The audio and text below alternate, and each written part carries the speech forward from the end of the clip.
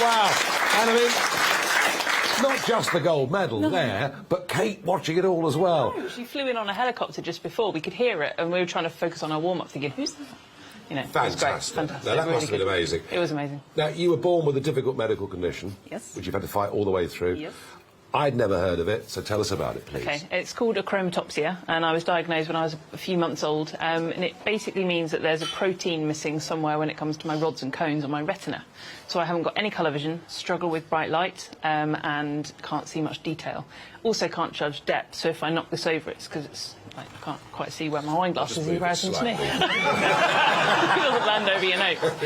Yeah, so it's not obvious. I think that's the tricky thing. Invisible disabilities, again. But for me, you know, crossing roads and just day-to-day activities can be quite challenging sometimes. I often have to, like, even for tonight, I've texted a friend and said, what colour's this top? Because I can't remember. Right, yeah. And school was difficult, yeah? School was difficult. I was the first statemented child in Harrow. I started school 2 terms late because Harrow couldn't pay for me to have a learning assistant initially.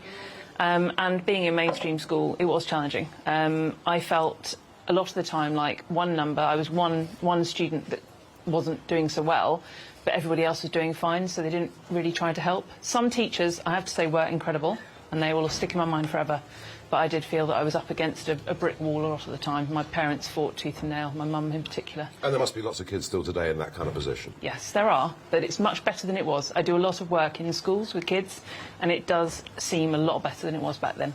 But in the end, you found your way to Buckinghamshire, yes, and to university here, and to Marlow, and to rowing. Yeah. And you've been swimming before, so clearly sport was always a big thing. But then, just as you're getting ready and you're embarking on what's become a fantastically successful rowing career, you have a major road traffic accident. Yes, that's when judging distances becomes an issue, when you can't see how fast cars are moving towards you down the road. I misjudged his speed. He was speeding, and I was crossing the road, and I was hit. I had 2 skull fractures and 5 broken ribs and a broken shoulder, and I was in an induced coma for a week. But I honestly, truly believe that if I'd just entered into the rowing world at that point, I'd become a world champion for the first time. And I really believe that if I hadn't had that structure and those people around me and that, you know, the physio and people that could help me get physically better, I don't think I would have got better as quickly as I did. So I've got a lot to thank rowing for. And swimming before, you were good at that as well? Yeah, I was quite good at that. Yeah, I enjoyed it. I see you won lots of things at swimming. And rowing, you've had an amazing career in rowing. I mean, was the 2012 London Paralympics, was that the peak of it, or...? It was the peak of it. It was amazing. And in that clip you saw, I was lying down back in the boat, partly because Dave, who sat in front of me, stopped rowing, and he lay down, his oar swung over his head and hit me in the stomach. I was wearing goggles, so I couldn't actually see what was going on. So everybody who's visually impaired wore, the rules have changed now, you don't have to have those, but wore goggles, so you're all as blind as each other. And I didn't even know we crossed the finish line because the Dawny roar was, like, so loud. I couldn't hear anything. I couldn't hear the Germans who were in the lane next to us, who we were closest to. I couldn't hear Always nice pops. to beat the Germans, isn't it? And, yeah, so Dave's oar swung over his head, hit me in the stomach. I fell backwards onto Pam's feet and said, what has happened? And managed to hear her say, we've won. And I was like, oh, thank goodness for that. You were rowing competitively for, what, about 10 years? Yeah. Yeah. How do you keep going with that? Because I mean, I remember the famous Steve Redgrave. Yes. If you ever see me in a boat again, shoot me. And then he came back and did another Olympics.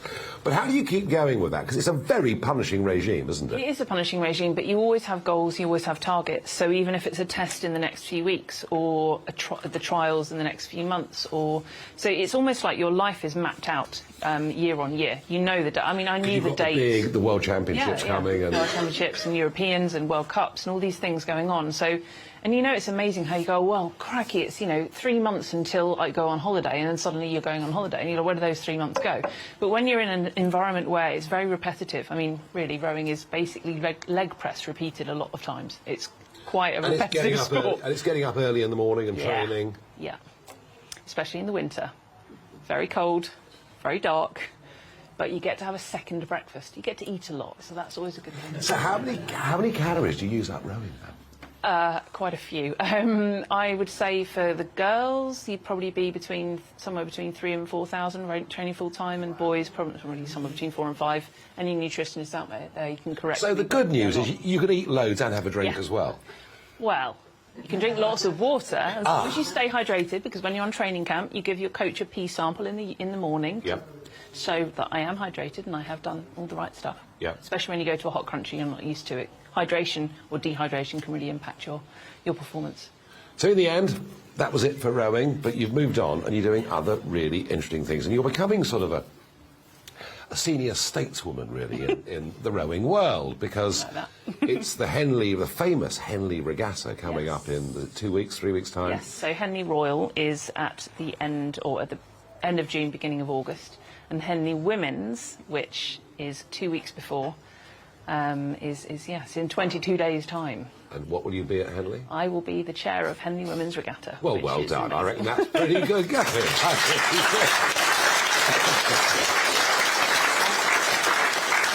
Well, we hear a lot today about the word inclusion. Yeah. About, jobs and the things being accessible for everybody. Yeah. And I guess the impression that we have of rowing is that it's not the cheapest hobby to pursue. That's true.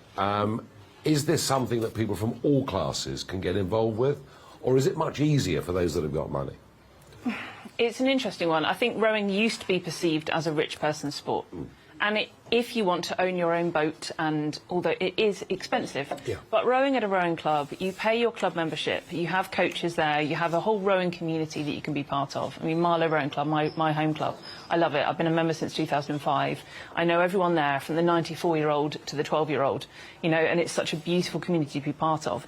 But it is a sport that you can do no matter what your ability and disability. We've actually, at Marlow, got the biggest para squad in the UK. And we've got learning impairments, visual impairments, physical impairments. If you want to get on the water, we're going to make it happen. It's spectacular in that way. You can do anything. No, that's good.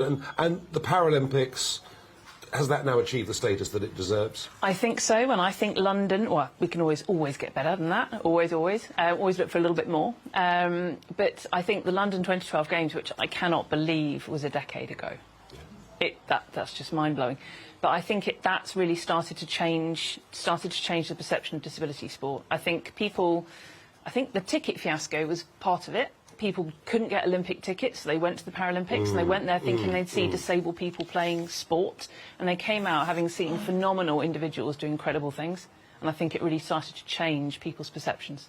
Now, you've been living in Buckinghamshire for some time, in Marlow, and as a result of your gold medal, you have a piece of, well, I think it's immortality. There is a gold postbox in your honour. And we're going to have a look, and there it is. There it is.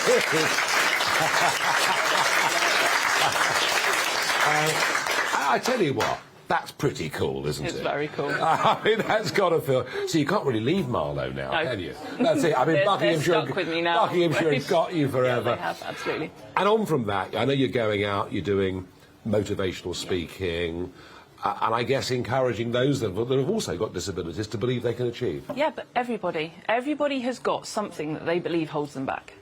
Whether it's a disability that's classified medically, everybody's got something they believe is something that's going to stop them achieving. And what I really want to do is be able to help people understand what motivates them, what drives them, what their strengths are, what they can offer, because it's not going to be necessarily what somebody expects from themselves or other people expect from you. It might be something that you haven't tapped into yet. And so with the coaching that I do, with the workshops that I can run, with the speaking, it's really important for people to understand what their superpower is that they might not have discovered yet. The thing they're good at. The thing they're good at. Yeah, I know. I think some people go through life and never find the thing they're good at. No.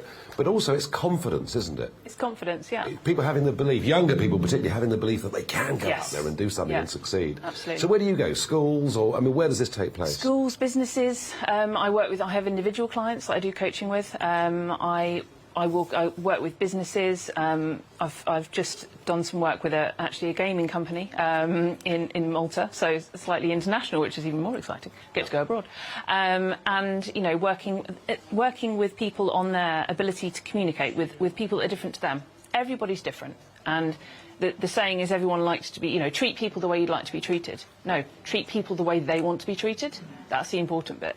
because how you like to be treated is not the same as the person that's sat next to you. So yeah, tapping into all of that, emotional intelligence, motivation, I love it. People are fascinating. You never know who you're going to meet next. No, well, I'm sure that's true, and I never know with this show who I'm going to meet next. But I have to say, I think your story is a great, inspiring story of overcoming difficulty, of being recognised in the most extraordinary way with that postbox for the gold medal, and that's quite right too. And I really believe that you're one of those people that can go out and inspire others and make them do really good things in life. I'm Naomi Riches, MBE. What a pleasure to have you.